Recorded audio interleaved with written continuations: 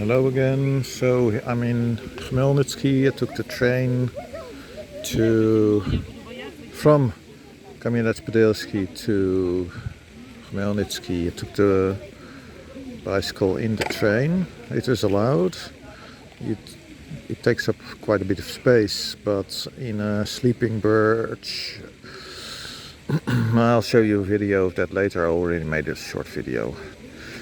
But what I want to talk about now is something that I don't like about Ukraine, and that is бездомные животные,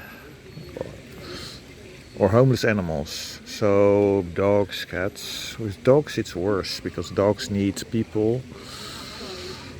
Cats can live for themselves, with themselves, alone. They're happy.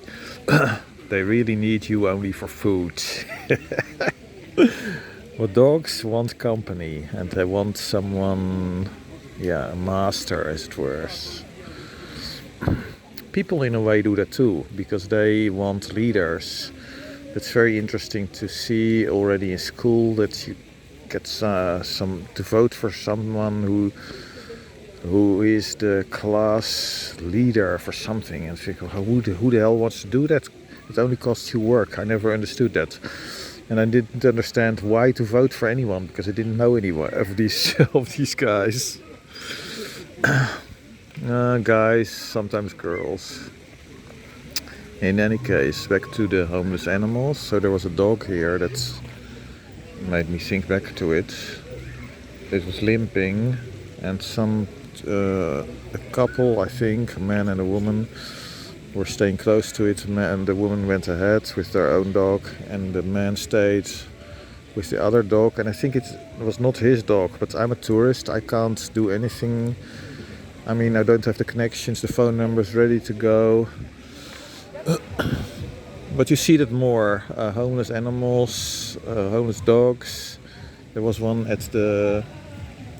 in Khmelnitsky at the camping. A dog came and I thought, oh, it's nice, I'll give him some food. But before I could do that, he was chased away by the camping owner. So a very important thing about life is the following, and it's told in the very deep book, even though it's a children's book. It is the book that is usually taught in school, if you get French, and it is by de St.Exupery, The Little Prince. And one of the things in it is very, very important. It says, what you are responsible for what you tame. And humans, of course, change the entire world. They tame animals, but also they change the world in which animals live. And because of that, they also become, in a way, responsible. In a way, actually, they become responsible because there is not that much free space. Humans tend to want to have everything. Of course, there's some natural parks, nature reserves, etc. But most of the land where humans live, they would take everything. And by doing that, they also become responsible for the animals. This also means not polluting, so I'm against all this polluting nonsense that's on the right has been going on for ages, since the 80s. The anti-pollution knowledge, what the destructive influence of the greenhouse gases is, and of course that's not just made up. If you pump greenhouse gases into a system, then you change that system, obviously. So you're responsible. You need to change that. You need to pollute as little as possible. You're not the only one. The animals are there also, and the animals are important for your own survival. Okay. On the right, usually you have these idiots who think, it's all going to be fine. No, it's not going to be fine, and you cannot afford to take the chance. There's only one Earth. If something goes wrong with it, you're screwed.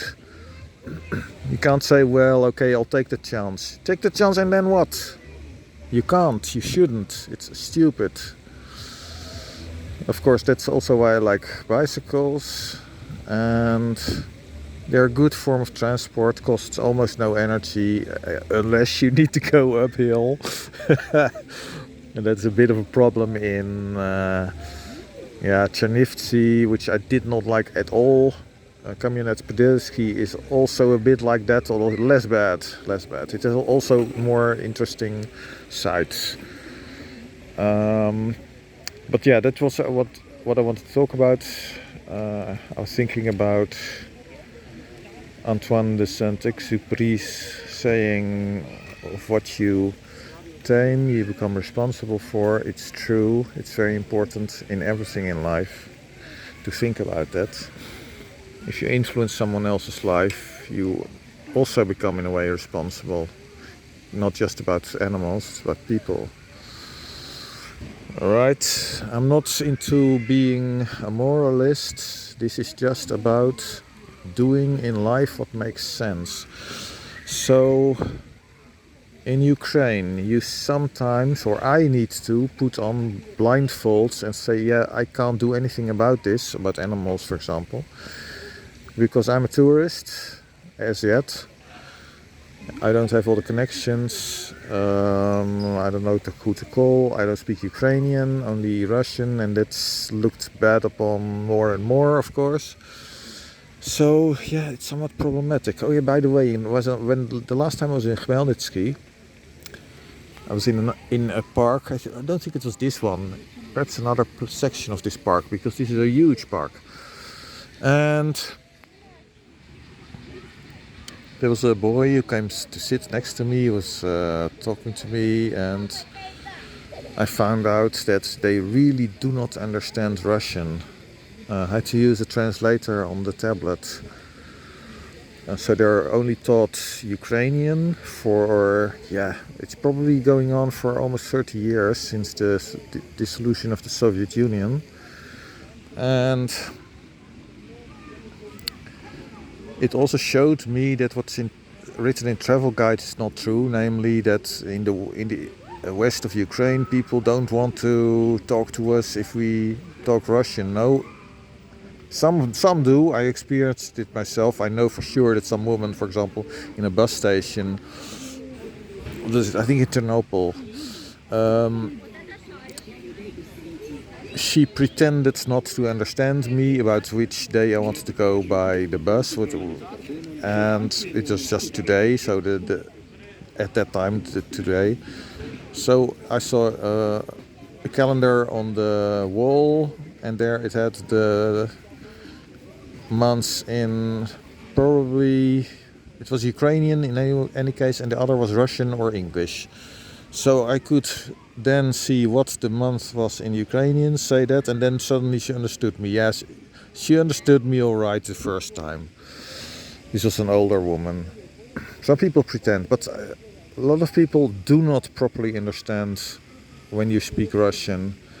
I experienced it in a shop as well in Khmelnitsky.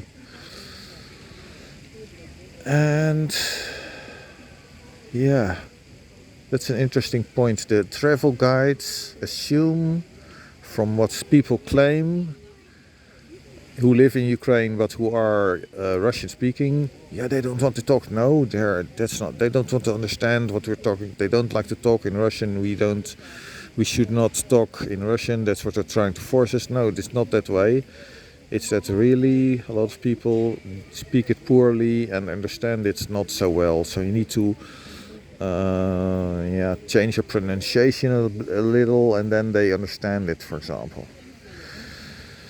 Right, so that's one of the issues in Ukraine. Sometimes I need to put on my blinders and ignore problems because I can't do anything about it.